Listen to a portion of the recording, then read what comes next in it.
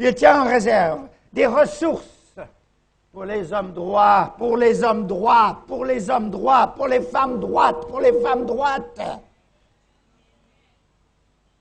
Et non pas les tordus, les gens qui adaptent le péché avec les choses saintes, qui essayent d'adapter du moins, mais c'est inadaptable.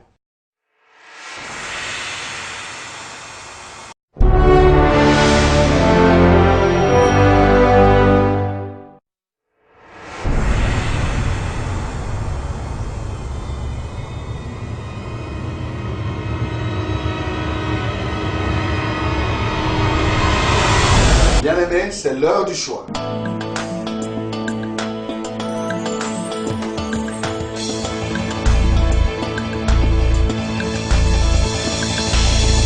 Au pied du Seigneur, je t'invite. Bien peint au dehors, Écoutez bien propre la au dehors, parole mais à l'intérieur, il y a des éternelle, ossements, il y a de la car c'est- pourriture, il y a toutes sortes de choses sales. C'est l'heure du choix. C'est l'heure du choix. C'est l'heure du choix. C'est l'heure du choix.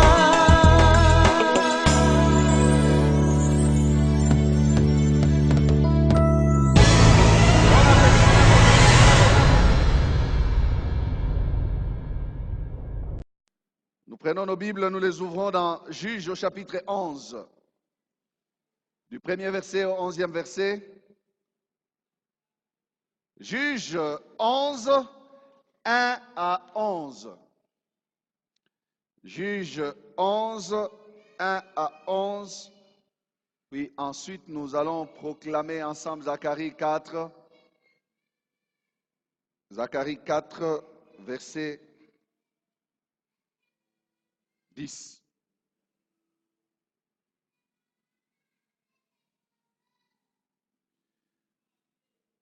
Jephthé le Galadite était un vaillant héros.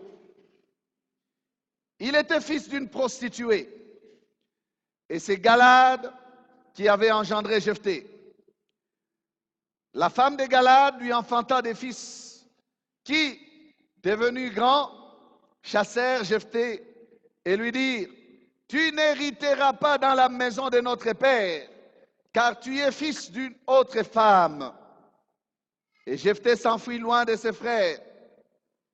Et il habita dans le pays de Tob. Des gens de rien se rassemblèrent auprès de Jephthé, et il faisait avec lui des excursions. Quelque temps après, les fils d'Ammon firent la guerre à Israël.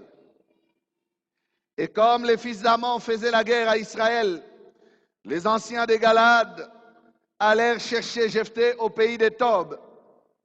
Ils dirent à Jephthé: viens, tu seras notre chef, et nous combattrons les fils d'Ammon. Jephthé répondit aux anciens de Galad: n'avez-vous pas eu de la haine pour moi, et ne m'avez-vous pas chassé de la maison de mon père? Pourquoi venez-vous à moi maintenant que vous êtes dans la détresse? Les anciens de Galad dirent à Jephthé: nous revenons à toi maintenant, afin que tu marches avec nous, que tu nous combattes les fils d'Ammon, et que tu sois notre chef, celui de tous les habitants de Galad. Jephthé répondit aux anciens de Galad: si vous me ramenez pour combattre les fils d'Ammon, et que l'Éternel les livre devant moi, je serai votre chef. Les anciens de Galad dirent à Jephthé: que l'Éternel nous entende et qu'il juge si nous ne faisons pas ce que tu dis. Et Jephthé partit avec les anciens de Galad. Le peuple les mit à sa tête et l'établit comme chef. Et Jephthé répéta devant l'Éternel à Mitzpah toutes les paroles qu'il avait prononcées. Amen. Zacharie 4, verset 10, on y va. Car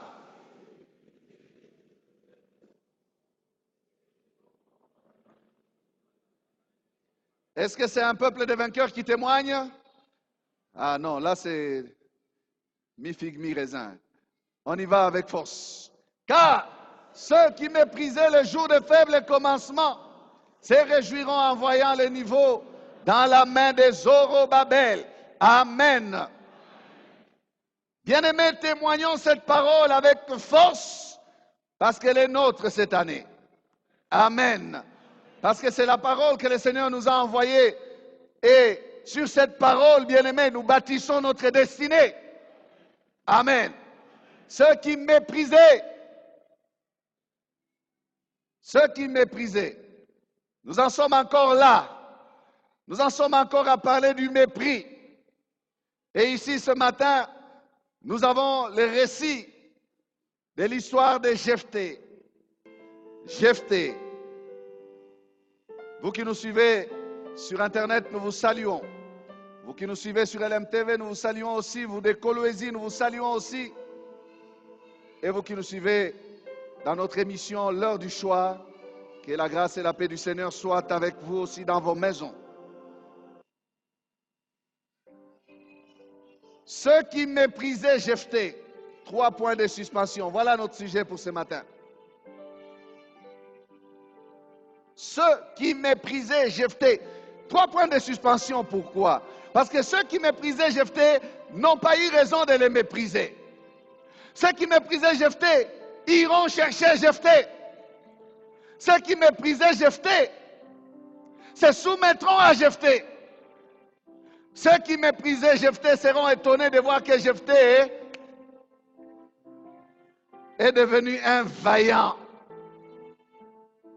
Peut-être que les hommes te méprisent. Nous en sommes encore là, frères et sœurs. Ceux qui méprisaient Jephthé. Regardez comment l'histoire de Jephthé commence. Elle commence d'une manière intéressante. Jephthé était un vaillant héros. Voilà comment elle commence l'histoire de Jephthé. Jephthé était un vaillant héros. Le Saint-Esprit ne commence pas l'histoire de Jephthé par les défaillances de Jephthé, non. Le Saint-Esprit ne commence pas l'histoire de Jephthé par la faiblesse de la naissance de Jephthé, non. Mais par ce qu'il est devenu. Amen. C'est comme pour dire que ce qui intéresse le Seigneur, après tout, dans cette histoire, c'est ce que lui est en mesure de faire avec cet homme-là. Parce que les hommes ont pensé de cet homme-là. Non, non. Jephthé était un vaillant héros. Il était fils d'une femme prostituée. Ça vient après. Il est devenu vaillant héros. Malgré, voilà ce que ça veut dire, malgré qu'il soit fils d'une prostituée. Il est devenu vaillant héros, malgré qu'il soit né dans le péché. Pour Dieu, c'est cela, ce qui est intéressant. Ce qui a plus d'importance pour Dieu, ce n'est pas la façon dont Dieu a introduit Jephthé dans ce monde. Non, Dieu savait cela. Dieu connaissait cela. Dieu a sa propre échelle de valeurs, différente de celle des hommes. Ici, vaillant héros, ou vaillant guerrier, en fait, héros, c'est un homme brave qui s'en va au combat et qui fait des exploits. Un homme terrible, un commando du Seigneur, un brave homme, un leader puissant, capable de faire des exploits. Voilà ce qui est plus important pour Dieu dans Jephthé, et non la façon dont il est entré dans le monde. Vaillant héros ici est mis à côté d'une femme, de fils d'une femme prostituée. Comme pour nous dire que ce qui pouvait poser problème aux hommes n'a pas posé problème à Dieu. Amen. Ce qui a posé les problèmes aux hommes, non, n'a pas posé problème à Dieu. Pour les hommes, c'était un problème. C'est le fils d'une prostituée. Et par le fait qu'il était fils d'une prostituée, on l'a enfermé dans le bannissement, le rejet, le mépris. On l'a placé dans le mépris. On l'a méprisé. On l'a dévalué. On lui a enlevé toute espérance, bien-aimé, de vie. On lui a retiré même toute espérance de s'en sortir dans la vie. Tout simplement parce qu'il était le fils d'une prostituée. Pour les hommes, c'est cela. Comme tu es mal né, tu vas mal vivre aussi. Comme tu es mal né, tu vas mal finir aussi.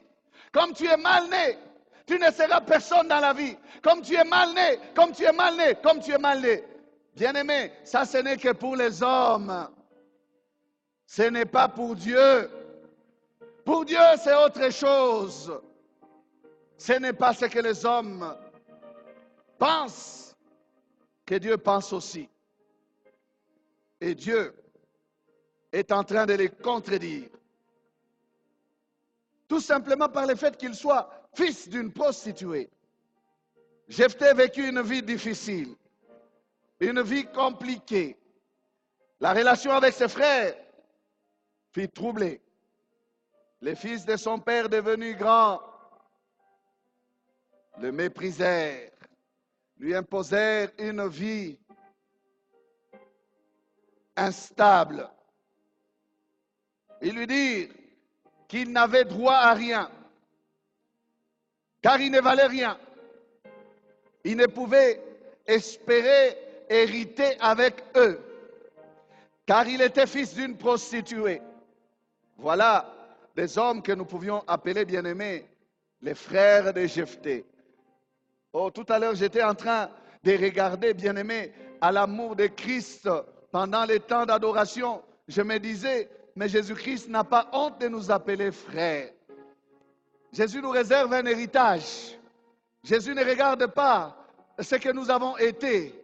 Jésus ne tient pas compte de notre bassesse, mais au contraire, Jésus vient dans notre bassesse pour nous sortir de la bassesse. Les frères de Jephthé pouvaient dire, tu es notre sang, nous sommes nés d'un même père avec toi, nous n'allons pas te lâcher, mais ils l'ont lâché. Voilà ce que les hommes peuvent faire. Combien de problèmes dans les familles, combien de blocs, de divisions, des sous-divisions, d'ensembles séparés dans les familles, à cause tout simplement que les autres sont nés de telle maman. Nous n'avons pas la même maman. Nous avons le même père, mais nous n'avons pas les mêmes mères. Alors, c'est des petits groupes dans la famille. Combien de problèmes d'héritage? Combien de femmes qui se disent chrétiennes? Oui.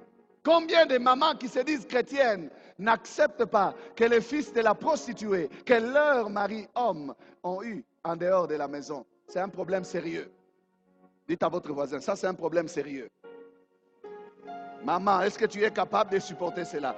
Il y a des femmes qui font subir l'injustice à ces Jephthé-là, à ces enfants-là, les enfants du péché. Aujourd'hui, notre société a des chégués à cause de quoi? De telles attitudes. Ses propres frères, que ce soit les gens du quartier, d'accord, que ce soit les gens de la famille élargie qui parlent, comme dans nos familles, les gens aiment toujours parler. J'avais entendu l'histoire d'un garçon, une de ses tantes est venue lui dire, unajua kasa uko haramu wei, hauna na baba. Le petit ne savait rien. C'est sa tante qui est venue lui parler. Je vais dire ici, je traduis. Cette tante est venue dire à cet enfant-là que tu sais que ce papa-là, ce n'est pas ton père. Et que toi, tu es un bâtard. à Ramou. Il est allé créer la blessure dans les cœurs de cet enfant. Pourquoi? Je disais ici, que ce soit les gens de la famille élargie qui parlent, que ce soit les gens du quartier qui parlent, on aurait encore compris. On se serait dit, oui, ce ne sont que les gens du... Mais les propres frères de Jephthé, ses propres frères,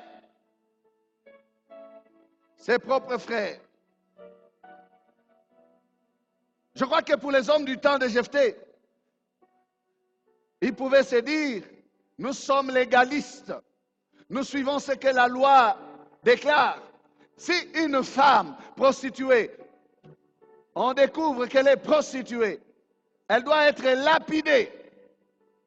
Souvenez-vous de l'histoire de Judas, lorsqu'il a appris que sa belle-fille a été rendue grosse, il a dit qu'on la fasse sortir et qu'on la brûle. Ça, c'est la loi de Moïse. Une prostituée doit être brûlée. En Israël, il ne devait pas y avoir de prostituées. Mais comment Dieu a-t-il permis que cette prostituée soit rendue grosse, qu'elle puisse enfanter et que les bébés vivent? Bien-aimés, c'est pour nous dire que nous n'avons pas raison de ne rester que dans la légalité de la loi, la rigueur de la loi. Dieu, c'est un Dieu d'amour. Dieu va plus loin que la loi. Amen. Dieu a compris, d'ailleurs, lui-même, il nous a placés maintenant dans le temps de la grâce pour dire que la loi n'a pas accompli l'objectif pour lequel je l'avais donné aux hommes. Par leur façon d'interpréter la loi, ils ont exprimé en fait leur méchanceté. Vous savez que dans la parole de Dieu, il y a des histoires où Dieu a cassé la loi de lui-même. Amen. Vous savez que Rahab, la prostituée, est entrée dans la lignée de Jésus-Christ. Vous savez que Jésus-Christ est descendant de David et que Rahab est arrière-grand-mère de David. Vous savez cela? Il a cassé la loi. Quand Dieu veut faire quelque chose, il est souverain. Dieu peut casser la loi. Alors pour Jephthé ici, bien-aimés, revenons à Jephthé. Pour les hommes, il semble que, de par le fait qu'il soit né d'une prostituée,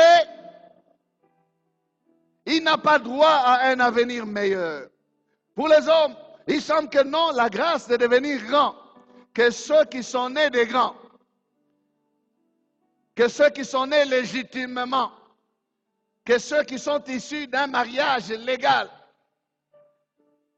Bien-aimés, si ce n'était que ça, je crois que certains d'entre nous ne seraient même pas sauvés. Amen. Parce que même pour nous sauver, Dieu a cassé la loi. Alléluia. Pour les hommes, il semble, bien-aimés, que ceux qui sont mal nés ou qui sont nés dans la pauvreté ne peuvent relever la tête. Dans beaucoup de familles, il y a une sorte de désolation, d'abattement. On est né dans le découragement, on grandit dans le découragement, tout simplement à cause de quoi? Des faibles conditions dans lesquelles on évolue. Non, j'aimerais que quelqu'un puisse relever sa tête ce matin, parce que les conditions dans lesquelles tu es né ne te condamnent pas à demeurer tel que tu es né. Non, non. J'aimerais que tu puisses dire que c'est archi faux. Cette affirmation-là de ceux qui disent que parce que nous sommes nés dans la pauvreté, nous mourrons dans la pauvreté. Parce que nous sommes nés dans la bassesse, nous resterons dans la bassesse. C'est faux et archi faux. Il y a un Dieu qui change les temps et les circonstances. On a pris Jephthé, on l'a chassé. Pourquoi? Parce que il devait être condamné à une mauvaise vie. Parce qu'il est mal né. Il est né de la mauvaise des façons qu'il pouvait être.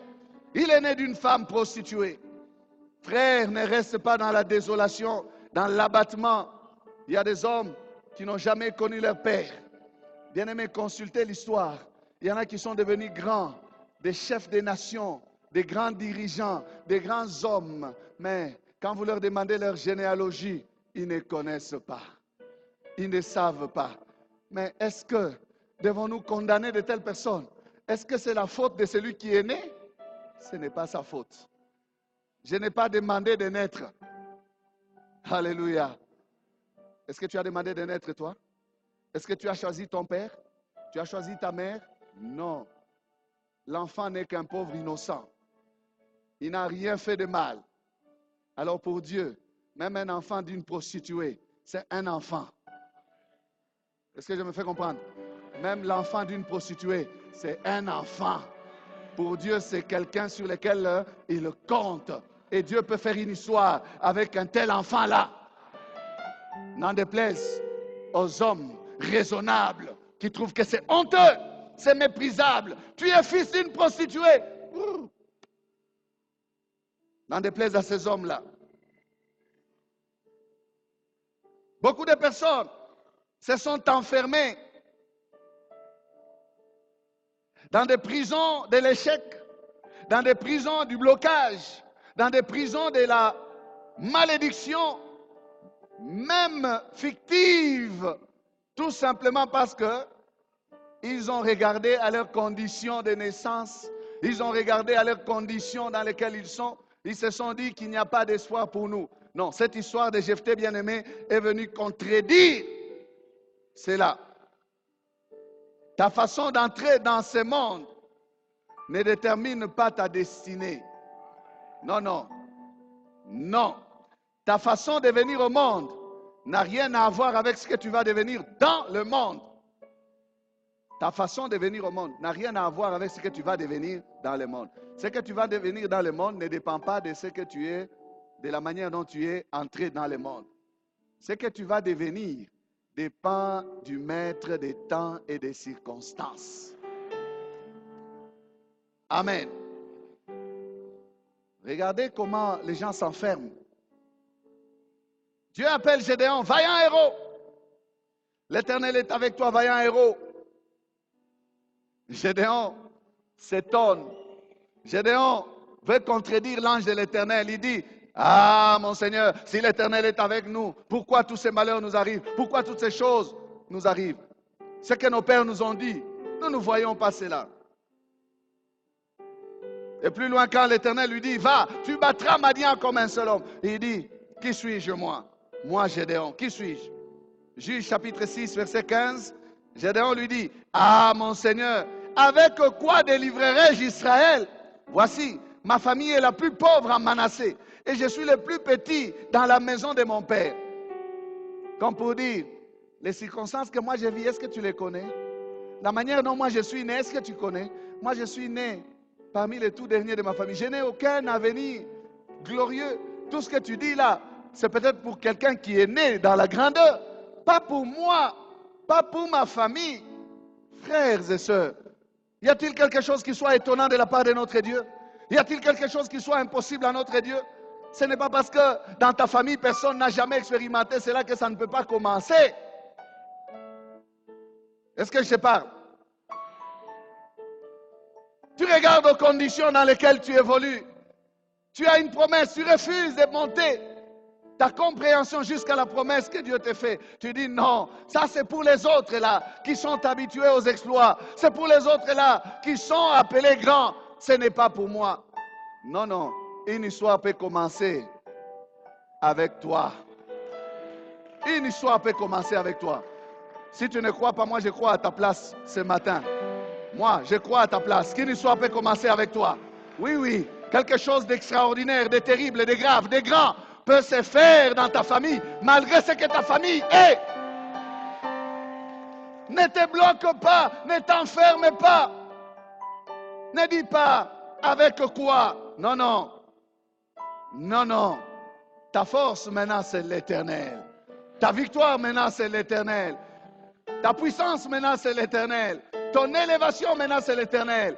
Parce que ce qui est impossible aux hommes est possible à Dieu.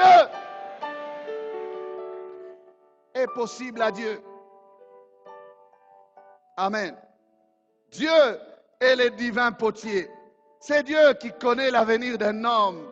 Non, ce ne sont pas les hommes qui connaissent l'avenir d'un autre homme, mais c'est Dieu. Ce que nous sommes dans notre famille, ou ce que notre famille est, n'est pas un obstacle pour que Dieu accomplisse de grandes choses avec nous. Amen. Confesse cela ce matin. Pendant que tu entends ce message, confesse ça dans ta vie. Que ce que ma famille est n'est pas un obstacle pour que Dieu fasse de grandes choses avec moi. Amen. Même ce que l'environnement du pays est n'est pas un obstacle pour Dieu. Amen. N'est pas un obstacle pour Dieu. Non. Jephthé, appelé vaillant héros par Dieu, malgré qu'il est né d'une femme prostituée. Pour Dieu, cela n'était pas un obstacle, même si ça faisait honte pour les hommes. Jephthé devait sans doute se poser des questions lui-même aussi. Il pouvait se dire, Seigneur, pourquoi moi? Pourquoi la société me rejette? Pourquoi on ne me comprend pas? Pourquoi quand je m'avance vers mes frères, ils me poussent, ils me repoussent? Ils ne veulent pas que je me mêle à eux. Qu'est-ce que moi j'ai fait? Qu'est-ce que je leur ai fait? Non. Jephthé n'est pas resté dans le découragement. Lorsqu'on l'a chassé, Jephthé est allé se débrouiller. Vous savez que c'est un paradoxe. C'est que les hommes redoutent en agissant avec injustice sur une personne. Souvent, ces choses-là finissent par arriver. Vous verrez, on paye les Minerval pour tout le monde, mais pour celui-là, on ne paye pas les Minerval. On lui dit, mais non, non, non, tu dois te débrouiller. On est en train de vouloir lui mettre les bâtons dans les roues de son évolution. Mais en agissant ainsi, on crée un réflexe de survie dans cet enfant-là ou individu-là. On croit bien faire pour les priver d'avancer. Mais en voulant les priver d'avancer, on crée un dynamisme dans sa vie. Vous verrez que ce que vous aidez naturellement, parce que vous les aimez beaucoup, ils deviennent comme les bakuku ya kizungu. Vous connaissez les kuku ya kizungu? C'est souvent, beaucoup d'enfants dans les maisons nantis sont comme les poulets de kizungu. Rien. Ils sont là, télécommande, 42%. Mais les petits débrouillards là, il paye le Minerval lui-même. Il va vendre après les coups. Il fait des choses. Et puis après, 80%. Et on est jaloux. On est... Non, non. C'est vous-même qui avez créé ça dans cet enfant-là. Vous créez les réflexes d'autodéfense. Vous créez les réflexes de survie. Vous créez quelque chose qui dit à cet enfant-là, si tu ne te prends pas en charge, tu ne survivras pas. Il devient un petit commando. On a chassé Jephthé, on a cru bien faire. Mais là où Jephthé est allé, il a commencé à faire des pompages. Il dit, la vie est difficile, il faut se battre. Il faut résister dans la vie, il faut tenir. Sinon, si je me laisse faire, on va m'avaler. Si je m'abandonne à moi-même comme ça dans l'abattement, je vais disparaître. Il a refusé cela. Alléluia. Il a refusé cela. Frère, peut-être qu'on t'a rejeté, on te méprise. Fais des exercices. Exerce-toi avec ton Dieu. Que les hommes m'abandonnent, peu importe, mais que l'Éternel ne m'abandonne pas. Amen. Si les hommes te rejettent, si les hommes te repoussent, va tomber aux pieds de Jésus. Va tomber entre les mains du Seigneur. Dieu est un Dieu des faibles. Dieu est un Dieu des rejetés. Dieu est un Dieu des abandonnés. Dieu est un Dieu des chégués. Il est le Dieu des orphelins, de ceux que nous méprisons. Dieu va chercher des hommes, là, dans cette catégorie-là, pour en faire des vaillants héros. Ne les méprisez pas. Amen. Ne les méprisons pas. Les frères de Jephthé ont dit, tu n'hérites pas avec nous, tu es indigne. Allez, va-t'en. Il est devenu un abandonné, un rejeté. Mais Dieu ne l'a pas rejeté. Là où il est allé, Jephthé a fait des exercices. Amen. s'il faut seulement laisser notre avenir entre les mains des hommes, oh, je crois que nous ne serons pas là. Écoutez ce que ce psaume dit. Le psaume 124. Un psaume très intéressant. Il dit, sans l'Éternel qui nous protégea, qu'Israël le dise, sans l'Éternel qui nous protégea, quand les hommes s'élevèrent contre nous, ils nous auraient engloutis tout vivants. Quand leur colère s'enflamma contre nous, alors les eaux nous auraient submergés. Les torrents auraient passé sur notre âme. Alors auraient passé sur notre âme les flots impétueux. Béni soit l'Éternel qui ne nous a pas livrés en proie à leurs dents. Notre âme s'est échappée comme l'oiseau du filet des oiseleurs. Le filet s'est rompu et nous nous sommes échappés. Notre secours est dans le nom de l'Éternel qui a fait les cieux et la terre. Alléluia. Quand tu laisses 5 minutes entre les mains de ceux qui te haïssent, tu es mort. Tu disparais. C'est ce que David est en train de dire ici. Si l'Éternel ne nous avait pas protégés, nous ne serions pas là. Amen. Avez-vous déjà été combattu? Avez-vous déjà subi la haine des hommes? Les hommes sont terribles. Quand ils commencent à vous haïr, ils sont prêts à tout. Il y en a qui vous disent tout droit en vous regardant dans les yeux que toi et moi, on verra. Et quand quelqu'un te dit ça, attends-toi à tout. Il est capable de te faire disparaître. Si seulement l'Éternel n'avait pas été notre secours, nous ne serions plus. Ici, je peux paraphraser pour dire aussi, si seulement c'était la pensée des hommes qui se réalisait pour notre avenir, nous ne serions jamais ce que nous sommes. Parce que plusieurs hommes n'ont pas donné à votre épaule une grande valeur. N'est-ce pas? Ils vous ont méprisé. Peut-être à cause des handicaps, peut-être à cause de la faiblesse naturelle, peut-être à cause de la famille. On ne vous a pas donné un bon avenir. Mais il y a un mais. Il y a un mais. Notre secours est venu de l'Éternel. C'est Dieu. Et quel Dieu? Le psalmiste dit, l'Éternel qui a fait les cieux et la terre. Ça nous montre la toute puissance de Dieu. Amen. Plusieurs parmi nous sont sans doute bénéficiaires de cette protection divine-là. On a essayé de nous écraser. On a essayé de nous rejeter. On ne nous a pas donné un bel avenir. Mais notre Dieu. Et nous pouvons dire ce matin, n'eût été Dieu. Amen. Jephthé s'est échappé. Et le psalmiste dit, comme l'oiseau s'échappe du filet des oiseleurs. Quand vous lisez bien l'histoire de Jephthé, Jephthé n'est pas parti en paix en disant au revoir à ses frères, non. Il s'enfuit. Il y avait un danger. On pouvait le tuer pour qu'il n'hérite pas. Il est descendant de Galade. Jephthé est descendant de Galade. Donc l'héritage était grand. On pouvait le tuer. Jephthé s'enfuit. Amen. Il s'enfuit. Il alla vivre dans le pays des Tob. Il semble que c'est du côté de la Syrie actuelle. Donc il est sorti même des frontières d'Israël. Vous savez, l'erreur de ceux qui méprisent les autres, l'erreur que commettent même ceux qui veulent du mal aux autres, c'est laquelle? C'est qu'ils croient que ça s'arrête là. Ils croient que ça c'est fini là. Ils pensent que c'est fini. Donc, vous chassez Jephthé, c'est fini. Jephthé est effacé. Comme il est effacé de vos yeux, il est effacé de vos souvenirs, c'est fini. Non. Mais cette histoire nous dit que ce n'est jamais fini.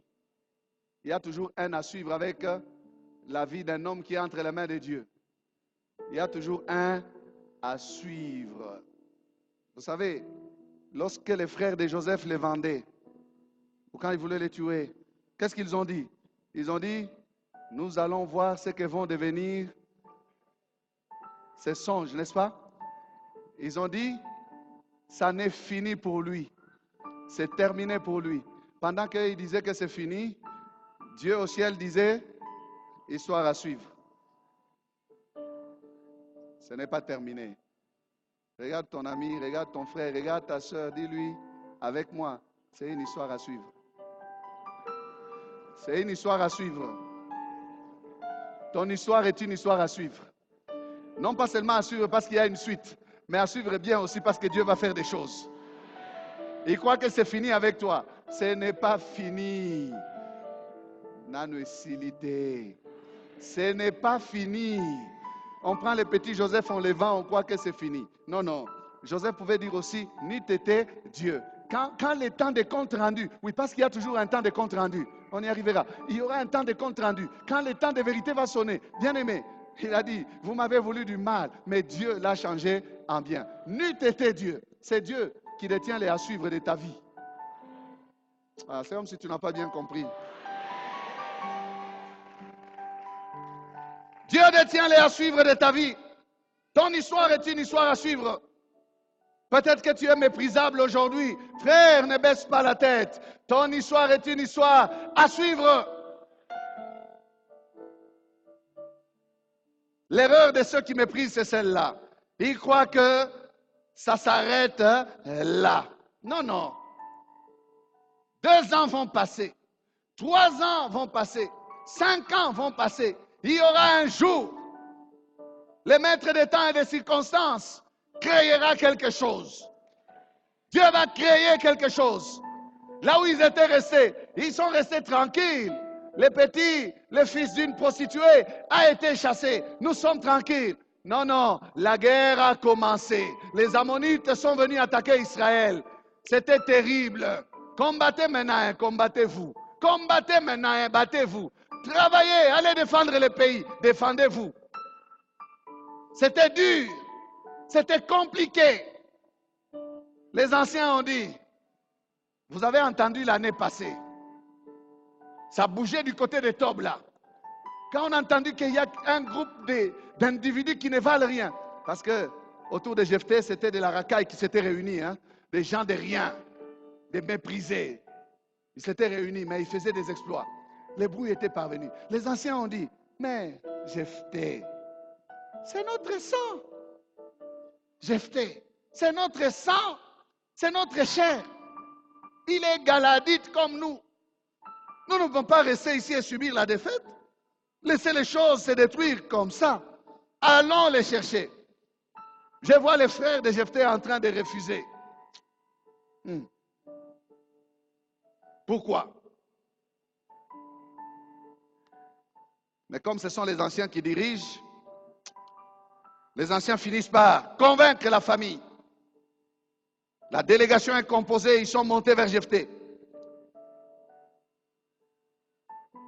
Écoutez ce qu'ils lui disent.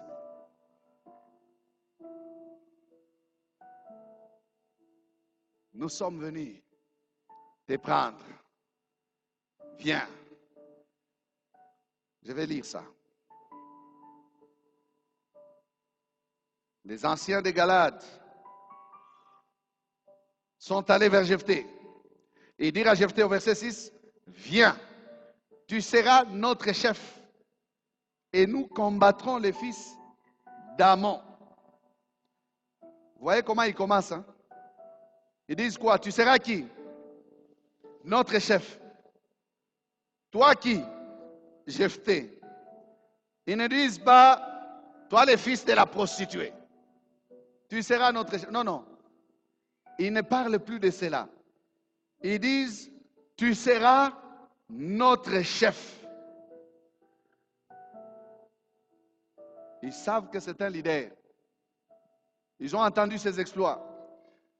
Et ils commencent par une meilleure proposition pour les gagner. Jephthé dit aussi, c'est une très bonne occasion. Mais c'est l'heure des vérités maintenant. Parce que nous ne pouvons pas commencer par négocier les kichefs sans que nous puissions régler les comptes du passé. Nous nous sommes mal séparés, vous et moi. J'ai amené même le dossier au conseil des anciens de la vie. Vous avez dit non, en Israël, c'est comme ça, tu es le fils d'une prostituée, tu n'as pas droit à être ici. Allez, va-t'en.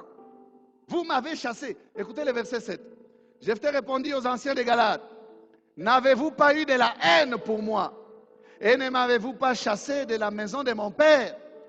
Pourquoi venez-vous à moi maintenant que vous êtes dans la détresse? Débrouillez-vous. Puisque moi je suis le fils d'une prostituée. C'est ça que Jephthé est en train de leur dire ici. Il dit, il y a des antécédents. Vous devez régler d'abord ces choses-là. Vous venez seulement, on vient, soit notre chef. Nous te nommons. Non, non. Commencez par reconnaître que vous m'avez fait du tort. Amen.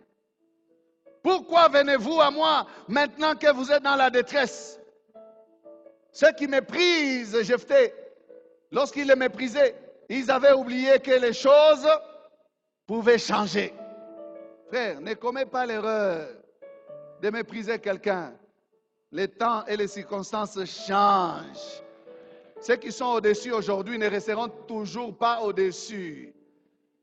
Et je parle à quelqu'un. Ces hommes qui méprisent les autres, oublient cela. Ils oublient que les temps et les circonstances changent. Bien aimé, dans la vie, les saisons changent. Ce qui est ma faiblesse aujourd'hui ne restera pas toujours ma faiblesse aujourd'hui. Demain, ça pourra être ma force. Ce que tu méprises de moi aujourd'hui, oh, cela peut te rendre service demain. La personne que tu rejettes aujourd'hui, tu peux la retrouver dans un grand bureau demain. Voilà pourquoi nous avons l'habitude de dire dans la maison de Dieu, regarde bien ton voisin, car on ne sait jamais. Tu n'es même pas convaincu de cela. Sois convaincu, on ne sait jamais. Sœur, on ne sait jamais. Muto yozo méprisé wana mutarocho anona musapi. On ne sait jamais. Est-ce que je te parle, toi, la sœur, là? La sœur qui regarde comme ça, les frères? C'est le même frère, là, qui te mettra l'anneau. Et ici. Il te mettra l'anneau. Ce jour-là, tu vas commencer à changer de discours. Vous savez, les jours de vérité, on change de discours. On dit à Jephthé, Jephthé, tu es notre sang. Jephthé, tu es notre frère. Jephthé, ne nous abandonne. Jephthé, souviens-toi comment on jouait au billet avant. Ce jour-là, on dit aux frères ici, tu vois.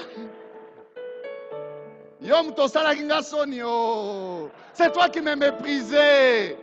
Maintenant, tu commences à dire, oh, je t'ai honoré, tu m'as honoré devant les parents, devant les... Mais tu boudais, non? Tu boudais. Tu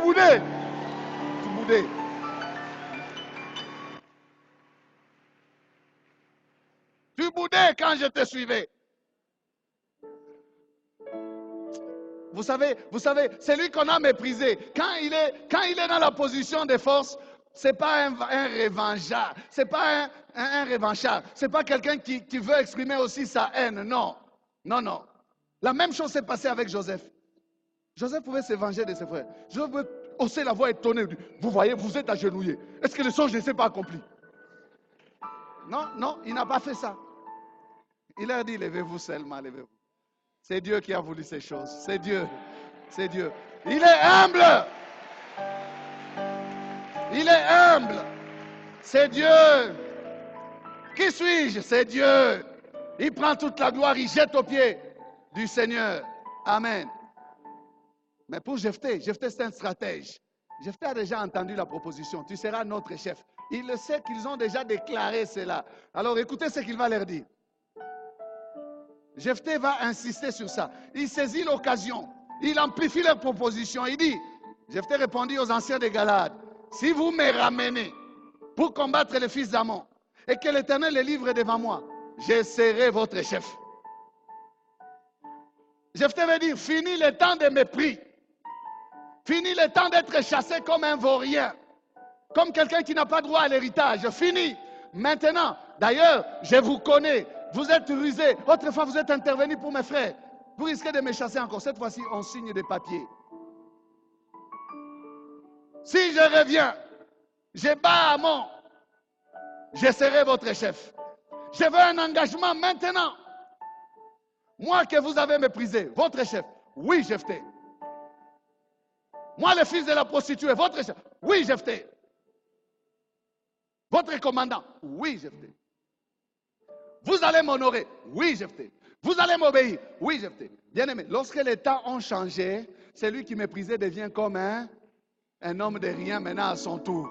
Il n'a plus quoi que ce soit pour maintenir le mépris. Il se sent tout petit dans ses souliers. Votre chef, oui, Jephthé. Nous sommes en détresse, Jephthé. Pourquoi tu fais passer le temps comme ça? Les ennemis sont en train de ravager le pays. Rentrons. Jephthé dit, je vais vous voir obéir à mes ordres. Oui, Jephthé. Vous qui me haïssiez, vous qui me méprisiez, je voudrais vous voir m'honorer. Oui, Jephthé. Nous le ferons. Les mêmes qui méprisaient Jephthé sont allés chercher Jephthé. Ils sont revenus vers Jephthé. Ne méprise pas quelqu'un à cause tout simplement de la circonstance qu'il traverse. Il y aura un jour, ce sera, bien aimé, le contraire qui va se produire. Lui sera l'ex-méprisé et toi, tu seras celui qui le suppliera. Fais attention. Ne méprise personne à cause de ce que tu vois en lui aujourd'hui. Parce que ça change. Parce que ça change. Les temps et les circonstances, je ne cesse d'insister, changent.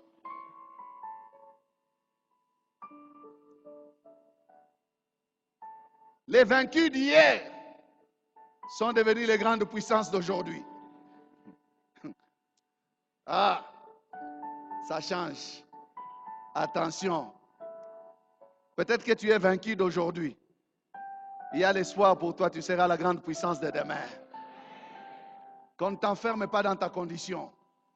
Qu'on ne te méprise pas à cause des temps difficiles que tu traverses. Chômage, pauvreté, blocage.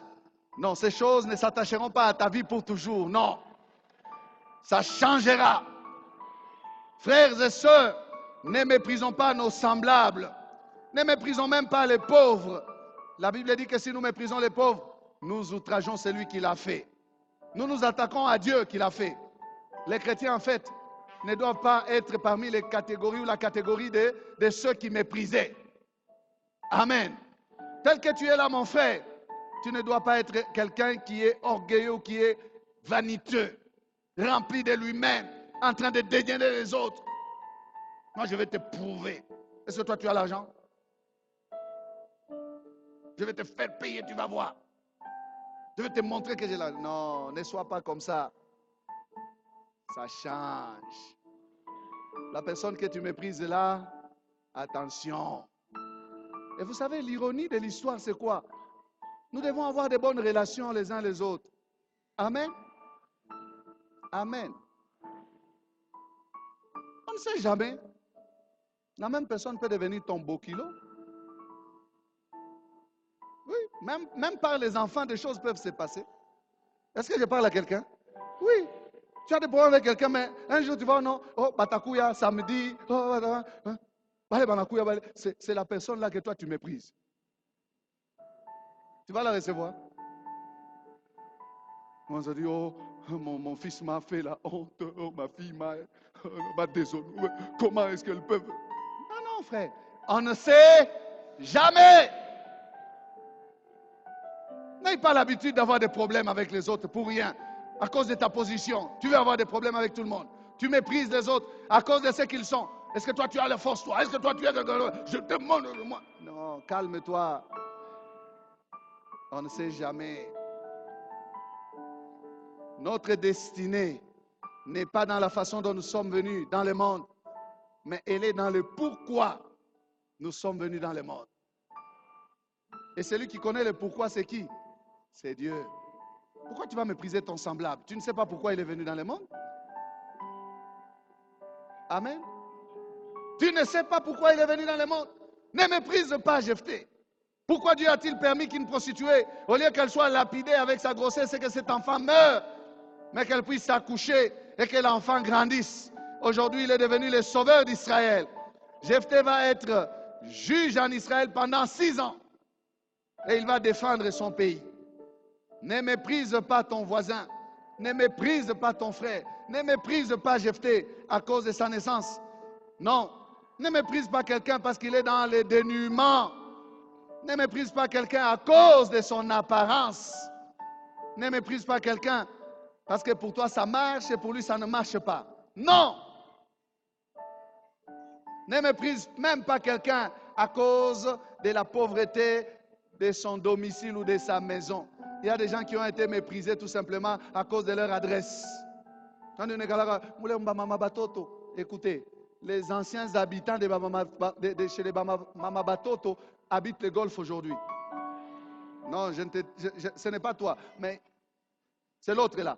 Les anciens habitants de là où il y a l'eau de Kishima habitent aujourd'hui le golfe. Pourquoi tu vas les mépriser?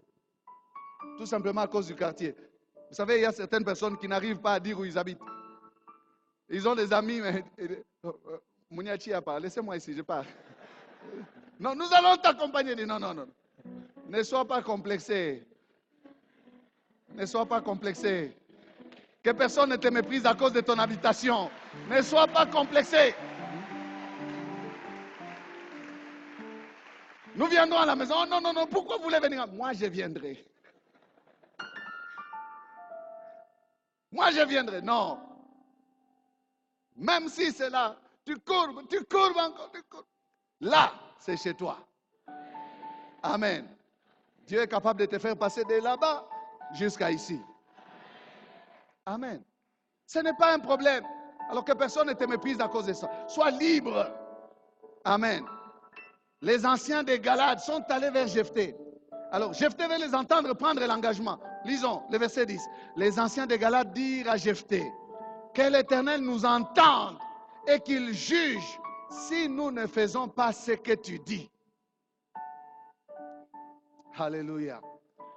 Ils ont juré, ils ont pris l'Éternel à témoin pour que Jephthé devienne leur chef. Et Jephthé partit avec les anciens des Galades.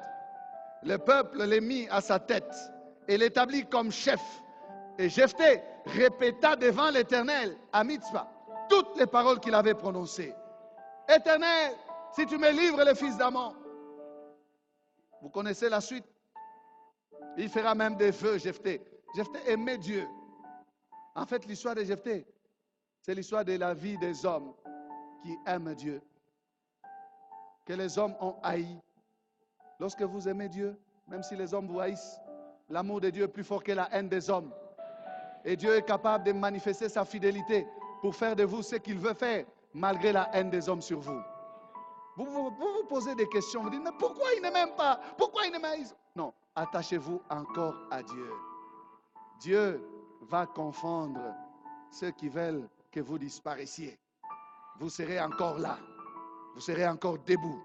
Et si quelqu'un est méprisé, qu'il se fortifie simplement dans le Seigneur, parce que les temps et les circonstances changent. Amen. Ne méprisez pas Jephthé à cause de sa naissance. Que personne ne te méprise à cause de ta condition. Nous baissons la tête, nous allons prier. Nos prédications sont en continu sur notre site web qui est www.labornelouchi.net. Vous pouvez aussi nous écrire aux adresses électroniques suivantes: lepasteur@labornelouchi.net, guillamani@gmail.com. Pour toutes vos requêtes, écrivez-nous à l'adresse électronique suivante: requêtes@labornelouchi.net. Et si vous désirez nous contacter, appelez-nous au numéro suivant: 099 99 56 891.